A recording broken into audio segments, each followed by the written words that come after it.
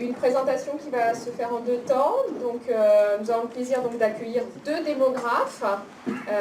Eva Lelièvre, qui est directrice de recherche à l'INED, et puis ensuite Annabelle Desgrès-Duloup, qui est directrice de recherche à l'IRD.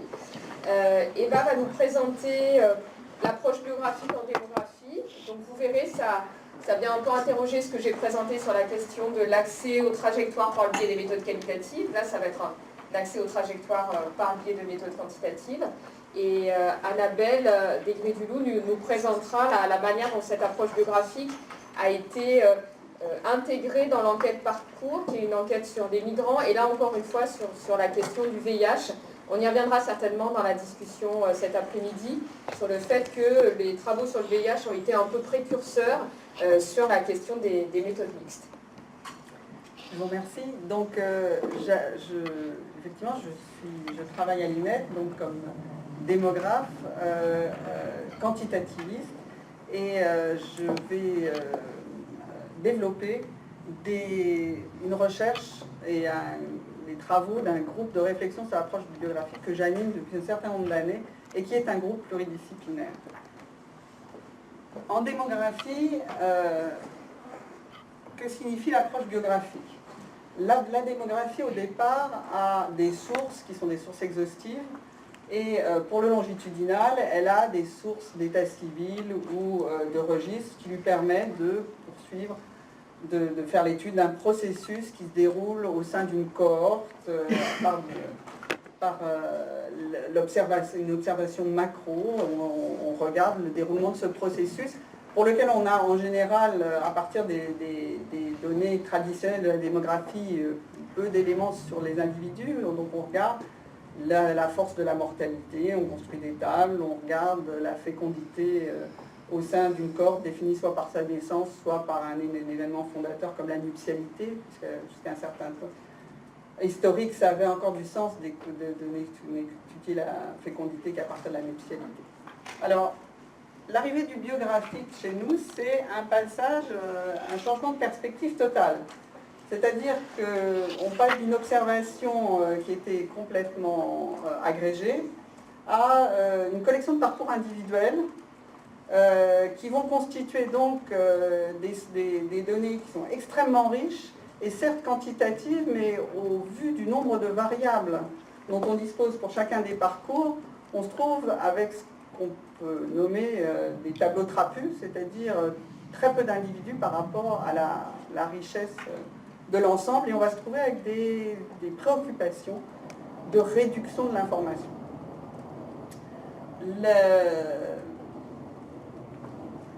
Je peux faire ça avec ça sera plus facile. Alors, dans les années 90, se profile donc ce changement de paradigme, puisqu'on passe de l'étude de processus, la mortalité, la fécondité, la nuptialité, à celle de trajectoires complexes, et des trajectoires complexes qui ont des caractéristiques intéressantes, puisque à chaque instant donné, elles dépendent du passé. Donc vous voyez, on a un certain nombre de modèles en fait, du déroulement antérieur, donc d'informations acquises et puis du contexte. Alors le défi, c'est d'essayer de prendre l'avantage de ce matériau pour progresser, et en l'occurrence, je le fais où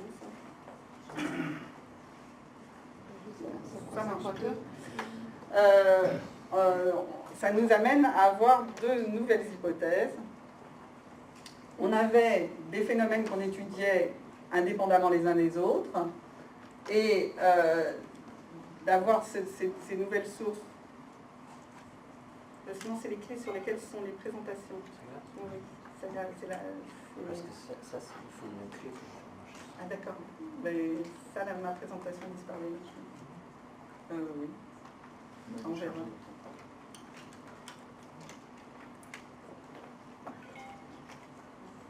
Parfait. Ça va nous permettre les démographes, dans tous les manuels, d'étudier des phénomènes qu'ils dénommaient à l'état pur, bien obligés, puisqu'ils n'avaient pas d'informations sur les autres processus à l'œuvre. d'avoir, en analyse biographique, on va avoir de nouvelles hypothèses, c'est de pouvoir, du fait de ce foisonnement d'informations, lever cette hypothèse d'indépendance et tester justement les interactions entre phénomènes.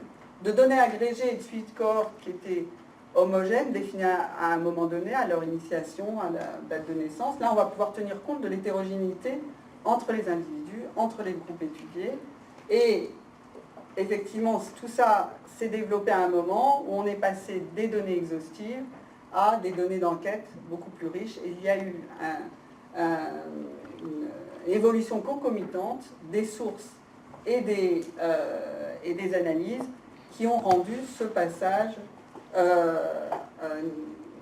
possible.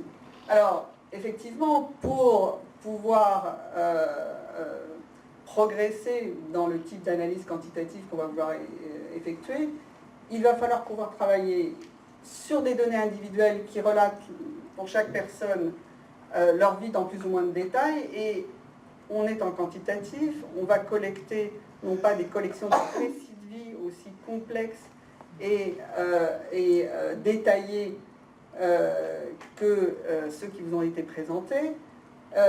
On va avoir, donc je vais revenir là-dessus puisque je vais vous présenter des outils de collecte. On va avoir des données d'enquête non exhaustives, et à ce titre-là, il va falloir pouvoir replacer les mesures qu'on va faire dans un cadre statistique qui permette de les comparer, qui permette de les tester, et c'est bien l'apparition de ces approches a été concomitante à l'apparition d'un certain nombre d'outils statistiques qui ont eux aussi permis ces analyses. Alors, ce qui est nommé analyse des biographies individuelles en démographie va utiliser des modèles de durée. On préfère parler de durée parce que la survie en célibat, ça nous semble un peu cruel. On va s'intéresser effectivement aux interactions entre les différents domaines d'implication des individus. Quel est l'impact d'une migration sur la fécondité? Qu'est-ce que la mise en union va générer en termes d'implication dans les carrières professionnelles? Et on va du coup avoir accès à l'étude des interactions entre les processus, et on va se baser sur une analyse plus probabiliste que déterministe, qui va mettre en évidence ces dépendances que l'on va tester dans les deux sens, c'est-à-dire quand on va regarder l'impact de l'union sur l'activité professionnelle, on va aussi avoir en tête que l'activité professionnelle peut lui-même interagir avec les processus de mise en union et interagir différemment selon les caractéristiques des individus et de pouvoir faire intervenir donc toute une série de déterminants. Alors, les parcours biographiques, et j'ai rajouté ici le parcours de santé qui au départ n'y figurait pas. Très classiquement pour les démographes, ils ont commencé à travailler sur des trajectoires qui combinaient le parcours familial, la carrière professionnelle et les changements de résidence. On va l'interpréter comme résultant d'un processus dont les événements sont les manifestations. Donc certaines trajectoires ne comportent pas de manifestation du processus et d'autres en comportent beaucoup. Toutes les étapes ne sont pas présentes dans toutes les trajectoires. La seule nécessité pour l'analyse devra être d'un instant initial commun, un espace fini d'état, et ne serait-ce que de définir l'instant initial à prendre en compte pour l'ensemble des trajectoires sera l'objet d'une discussion, puisque selon ce que l'on veut analyser, il peut être choisi différemment, et le débat est fort intéressant. Et enfin, et c'est dans cette première avancée, l'objet d'étude sera donc une transition particulière, une transition qui peut être assez complexe, une transition vers l'âge adulte. Il n'y a pas un événement qui la qualifie, et ne serait-ce que d'envisager ces marqueurs est une étude en soi. Alors, un nouveau paradigme dans ce champ intervient 10 ans plus tard, en se disant c'est très bien, on a collecté, et vous allez voir comment ces collections de trajectoires. Et puis, les chercheurs ont saucissonné les trajectoires en s'intéressant au passage à la retraite, au passage à l'âge adulte, à décrire la carrière professionnelle ou la vie féconde. Mais bon, une trajectoire, comme je l'ai dit tout à l'heure, c'est un objet complexe en soi.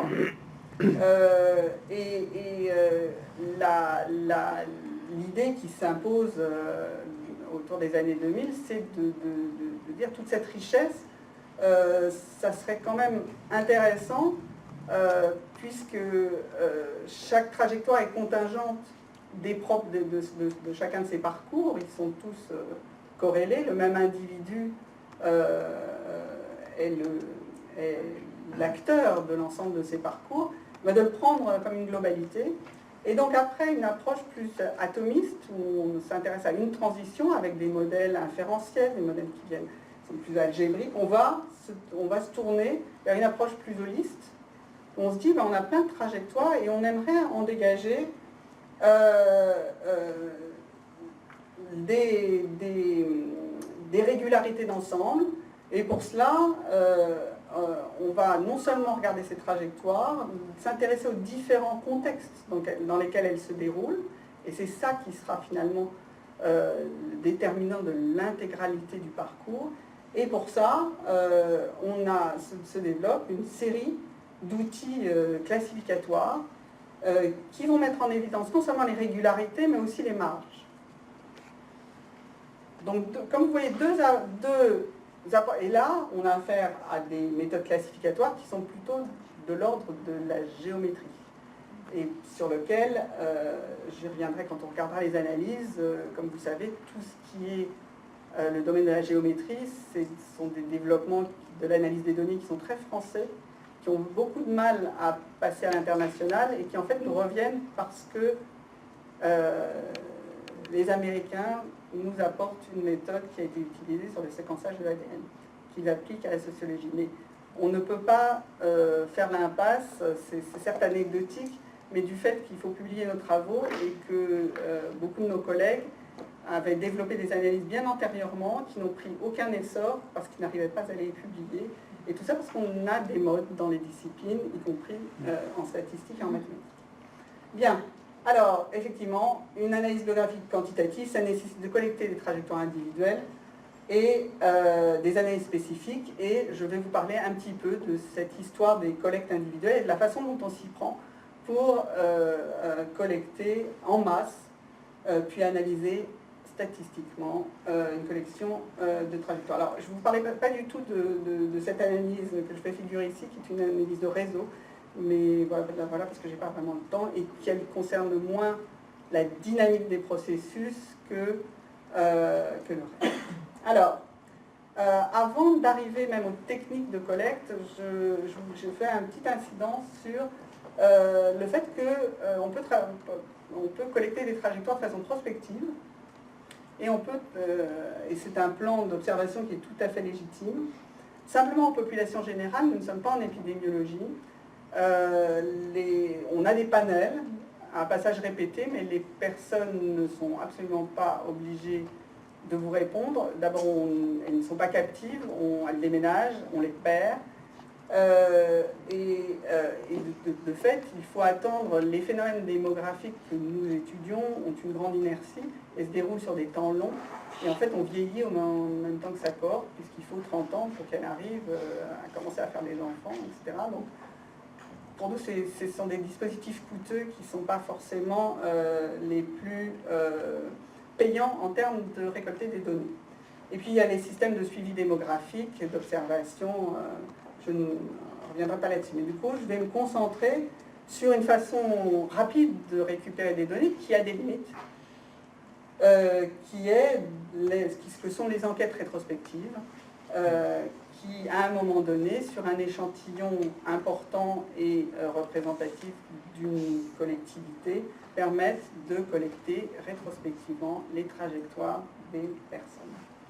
Alors, toujours dans cet esprit, pour les panels des ménages, mais je sais que ça vous concerne peut-être moins étant épidémiologiste, comment on remplace les sortants? On remplace les sortants en y introduisant des ménages qui leur ressemblent et en construisant finalement des stabilités dans le suivi qui biaisent l'observation. Une autre raison pour laquelle on préfère on a des soucis avec ces suivis. Pour les cohortes, et vous en utilisez beaucoup, mais elles sont de courte durée et elles sont auprès de captifs qu'on récupère parce qu'ils viennent pour une visite médicale ou ils sont dans une même entreprise. C'est un très très bon plan d'observation si on a des choses de courte durée, mais on peut avoir des problèmes de taille. Alors, collecter des trajectoires, c'est aussi l'objet du groupe que j'anime. Ça a fait l'objet de nombreux travaux méthodologiques qu'on a comparé. Cet ouvrage, Biographie d'enquête, a comparé 18 enquêtes de terrain, mais il est déjà ancien. Il faudrait le refaire. Il y a d'autres expériences maintenant. Et ce qui ressort de ces travaux, c'est d'une part la nécessité de favoriser quand on veut reconstituer des trajectoires avec les enquêtés, entre le répondant et l'enquêteur doit s'instituer une recollection, une remémoration proche d'un entretien et ne peut en aucun cas se faire par des questions-réponses. Et par contre, pour les nécessités de l'analyse quantitative, il faut calibrer ce qu'on récupère. Deuxième chose, il faut aider à la remémoration et comme vous l'avez vu, dans les approches biographiques, on collecte de façon assez routinière des trajectoires d'activité, des histoires de famille et des carrières professionnelles. On va pas... Alors, les choses sont remémorées en termes d'interaction, c'est-à-dire qu'on a déménagé au moment du mariage et c'est là que mon conjoint a eu sa promotion, notre enfant est né. Et il faut trouver un moyen de collecter... que l'enquêté puisse placer les différents événements les uns par rapport aux autres. Alors historiquement, je vais vous montrer des types de solutions pour collecter, encore une fois, ce qui n'est pas un récipient, mais qui est l'ensemble des jalons factuels et perçus d'une trajectoire au fil de l'évolution de type de questionnaire. Alors, voilà une enquête qui a été faite dans les années 80, après une longue série d'entretiens qualitatifs. Comme vous voyez, j'ai reproduit des pans du questionnaire qui avaient des rabats. Et là, il s'agissait de modules qu'il fallait remplir. On commençait sur les périodes d'emploi et d'activité. Et on commençait le questionnaire en enchaînant sur le premier logement. Et puis, quand on arrive à la fin de la colonne, on compare les deux dates, on reste dans ce logement jusqu'en 88, par contre on a changé d'emploi en 86, donc on recommence en emploi. Si la date du logement avait été antérieure au changement d'activité, on aurait commencé sur l'autre module. L'idée étant ici d'avoir sous les yeux les éléments de la constitution de la famille et de remplir deux modules successifs, mais ensemble, pas en faisant raconter d'abord l'histoire professionnelle, puis ensuite l'histoire résidentielle. Voilà la technique qui a été utilisée. Il s'agissait d'une enquête de 2600 individus représentatifs de la France entière, des générations nées entre 1911 et 1935. Alors, voici une autre sorte d'aide à la collecte quantitative. Cette fois, une grille avait été finalement utilisée en même temps qu'un questionnaire plus standard. Et là, comme vous voyez, et je le montre vide, c'est un outil extrêmement simple puisque vous avez une fiche Excel où figurent les années d'une part et les durées qui sont aussi l'âge des individus, et on y fait figure autant de colonnes que l'on souhaite pour pouvoir, à partir de la naissance, balayer les jalons datés des différents changements qui se sont produits du point de vue de la résidence, des activités et des événements familiaux.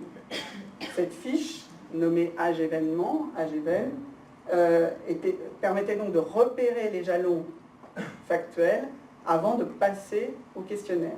Et en fait, il y a eu dans les années 70 les premières enquêtes fécondité mondiale qui avaient inauguré des calendriers sur lesquels figuraient les événements des pays en question pour permettre aux femmes de se remémorer dans cette collecte mondiale leurs événements, leur naissance. Et le principe était juste de l'étendre. Alors, elle a trouvé en 2001, dans cette enquête, une expression encore plus intense. Je veux juste que vous soyez un peu énervé par ça, je ne vais même pas le détailler. C'est-à-dire que dans la grille, non seulement il y a les jalons, mais on y ajoute des caractéristiques de ces jalons. Et puis je ne peux pas résister à vous présenter une enquête qui a été faite auprès de l'ensemble des patients traités sous antirétroviraux dans les hôpitaux du nord de la Thaïlande. Et je vais vous montrer à quel point ce questionnaire complètement quantitatif, il a été fait auprès de 900 patients, peut se lire. Ça, c'est la trajectoire de Wasana. Elle a 32 ans, comme vous pouvez le voir, les dates sont le calendrier bouddhiste. Elle a 32 ans quand on l'interviewe. Comme vous voyez dans la première colonne, elle nous raconte qu'elle a perdu sa maman à 12 ans. À 12 ans, ça correspond dans la période d'occupation, au moment où elle sort de l'école, en grade 6. Et puis, elle a sa première union, son premier conjoint à 19 ans. De cette union naît un enfant, comme vous pouvez le voir, à 21 ans. Son premier conjoint décède. La petite note vous dit qu'il est décédé du sida. Et en ce moment, elle est dans une deuxième union à ce jour qu'elle a commencé à 28 ans. Alors, du point de vue des tests, elle a été testée séropositive à la mort de son époux, puisqu'il était décédé du sida, et elle nous dit que son infection probable est pendant cette union. Elle a des symptômes 2 ans après, où elle perd son emploi. Ça, c'est en taille, vous ne pouvez pas où elle perd son emploi, et elle est mise sous ARV 2 ans plus tard. Le moment de la perte de cet emploi, elle peut à ce moment-là reprendre son activité. Alors, comme vous voyez après, et je vais en reparler plus tard, ont été ajoutés dans ce questionnaire qui était du coup en collaboration avec une de mes collègues travaillant sur le VIH. On avait adjoint des colonnes différentes qui sont la perception de son état de santé, la perception de son aisance financière et une perception globale de bien-être. Comme les valeurs élevées sont les meilleures perceptions. Et par exemple, pour la santé, elle a une très bonne santé jusqu'aux symptômes. C'est la façon dont elle le déclare. Sa santé est très dégradée avant d'être mise sous traitement, et elle retrouve une santé qu'elle classe comme étant très convenable. Pareil pour l'aisance financière et pareil pour un bien-être global. Comme vous le voyez ici, on demandait aussi qu'est-ce qui avait constitué les crises, le décès de sa maman, la révélation de son infection et les problèmes financiers dus à sa maladie avant le traitement. Ici, ce qui était intéressant aussi de voir, c'est que la révélation n'a pas à tout coup été mentionnée comme un événement marquant. Bien, je vais avancer parce que je prends du temps.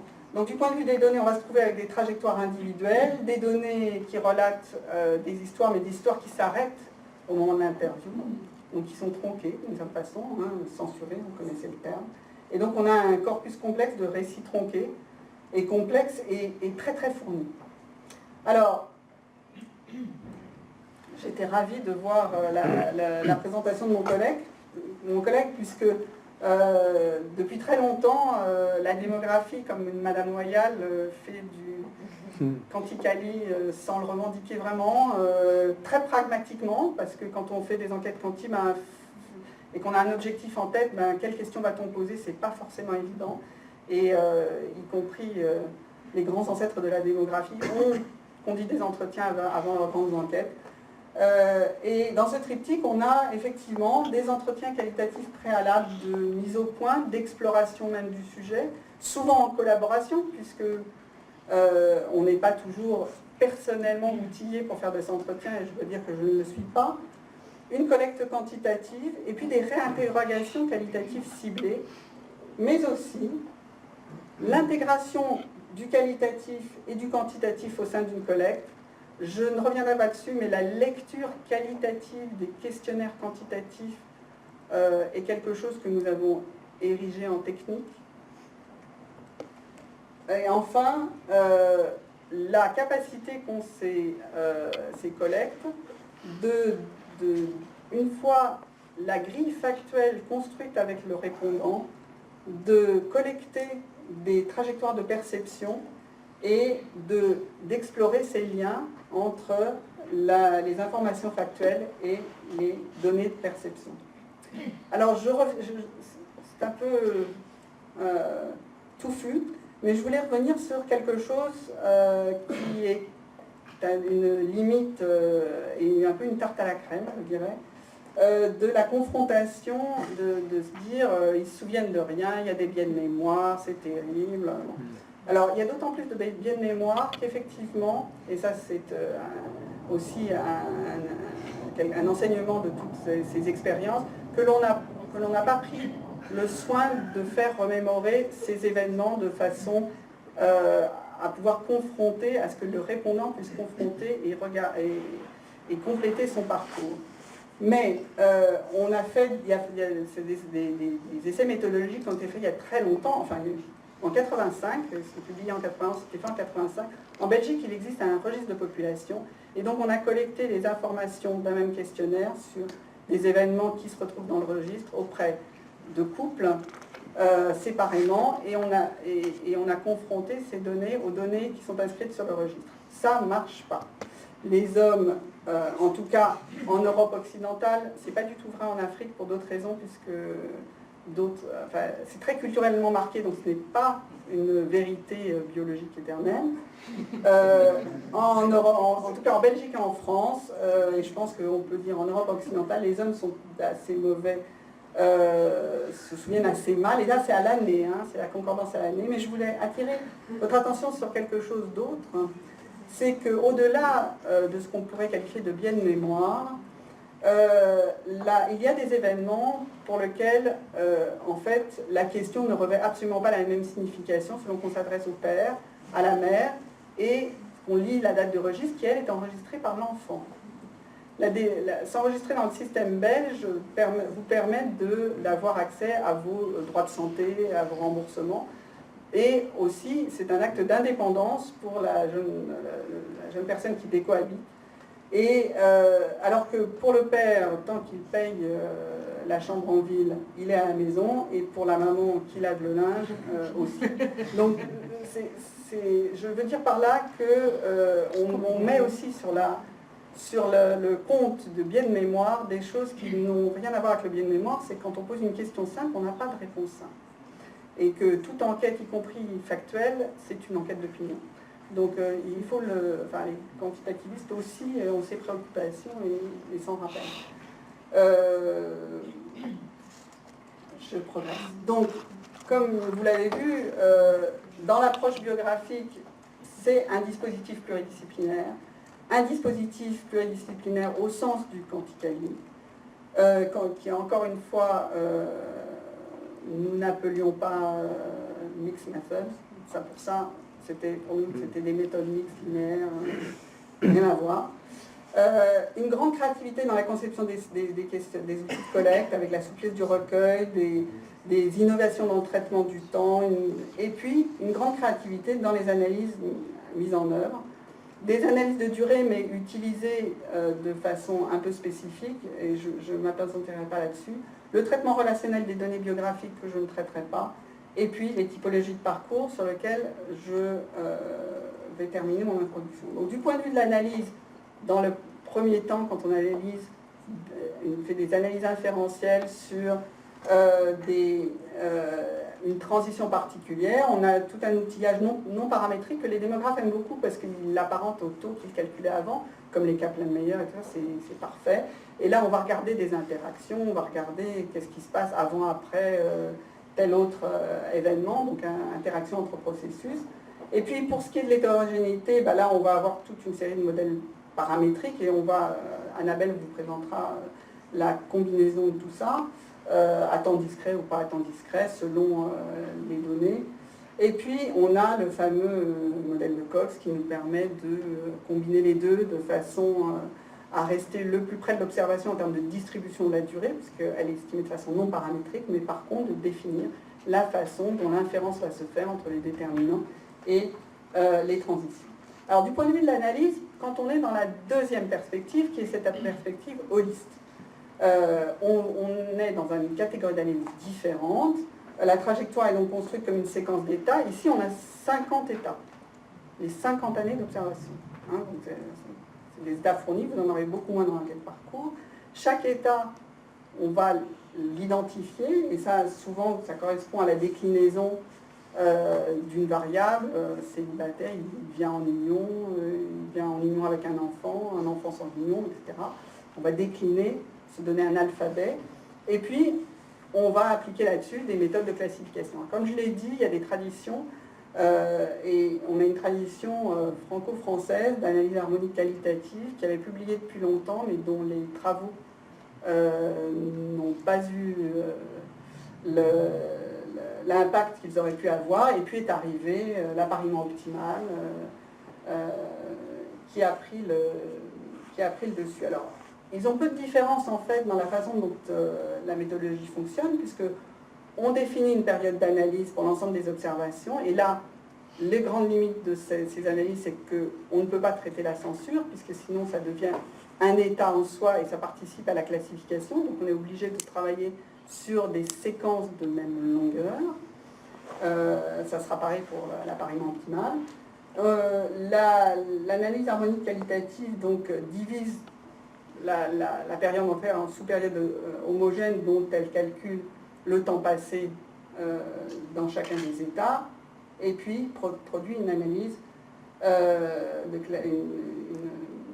une analyse en composante en ascendante hiérarchique pour produire sa typologie. Alors l'optimal matching, comme je l'ai dit, ce sont des algorithmes utilisés en génétique et qui ont été réintroduits dans les sciences sociales par Abbott, et qui, du coup, a enflammé la sociologie quantitative américaine et nous est revenu par la même occasion. Donc le principe est de calculer des indices de similarité entre chacune des séquences individuelles par insertion, suppression ou substitution d'un état, et on calcule le coût, c'est-à-dire le nombre d'insertions, de substitutions ou de suppression pour que deux séquences se ressemblent. Puis on produit une matrice de distance.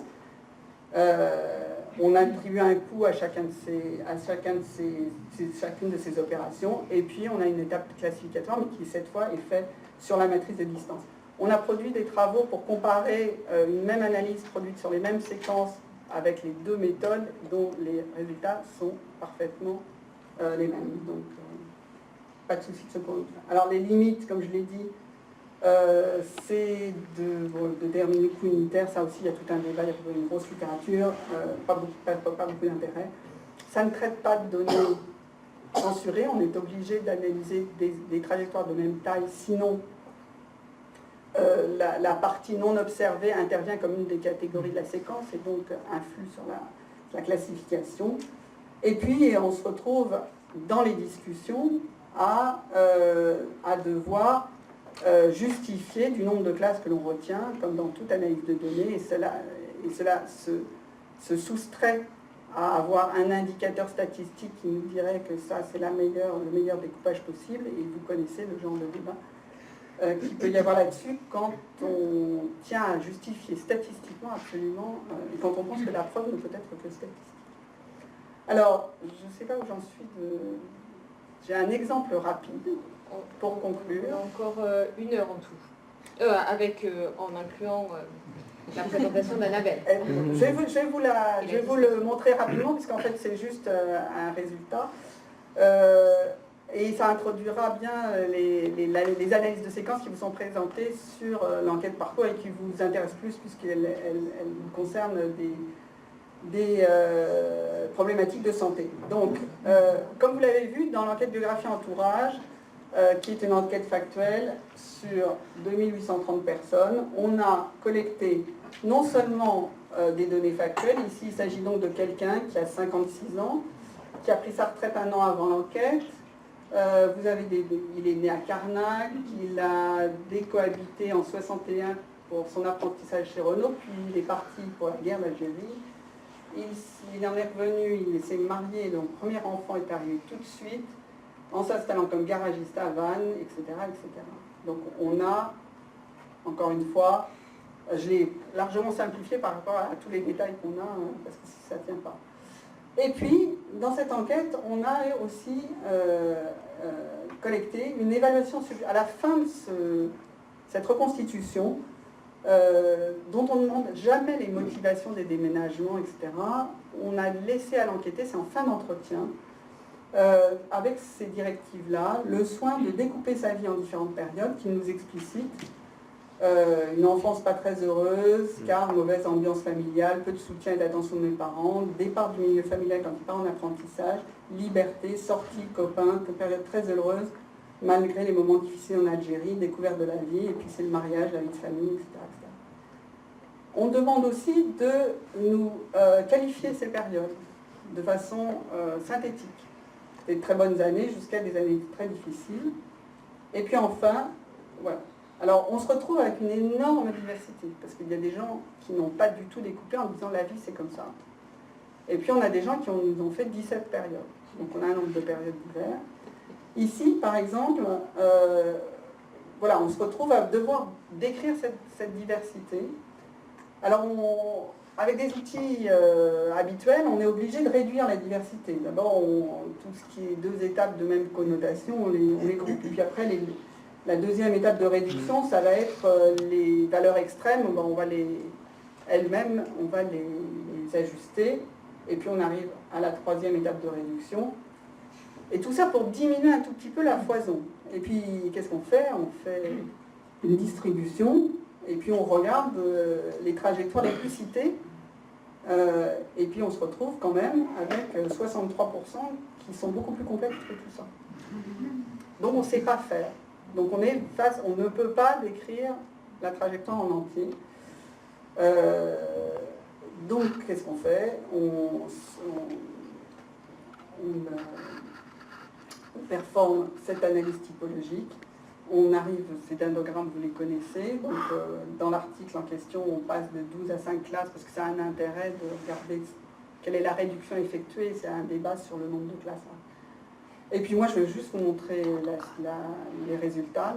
On obtient 5 classes, des résultats en 5 classes. Donc il s'agit d'un échantillon représentatif des habitants de l'Île-de-France en 2000, âgés de 50 à 70 ans, et donc qui font une évaluation rétrospective. Et voilà comment ça se place. Alors, cette analyse produit 2 sortes de représentations. Un chronogramme qui est en gros la distribution, il y a 50 périodes, à chaque année donnée, de la tonalité. Tandis que les tapis, c'est l'ensemble des trajectoires qui constituent. Donc vous voyez que c'est une classification, donc certaines ne rentrent pas exactement dans ce schéma qui est aussi dit le parangon de la classe, qui nous donne une idée un petit peu d'une petite variation autour de l'adolescence, mais grosso modo, ils sont contents. Et c'est le plus, c'est 48%. Et puis, il y a les RSE, ça s'arrange. Donc on passe très clairement à l'âge adulte à une situation qui s'est améliorée. Il y a c'est sans problème. Donc voilà, c'est beaucoup d'hommes, c'est sans problème. Ils sont contents. Et puis il y a les rien ne va plus, mais heureusement ils sont moins nombreux. Ceux où ça se détériore très très fort. Et évidemment ceux où ça va, enfin, c'est très dur tout le temps. Alors évidemment, ça ne tient pas là, vous pouvez imaginer, on caractérise les classes, on regarde à quoi correspondent ces moments de charnière, etc. Mais ça, vous allez en avoir une idée beaucoup plus précise dans ce que je peux vous présenter à la veille.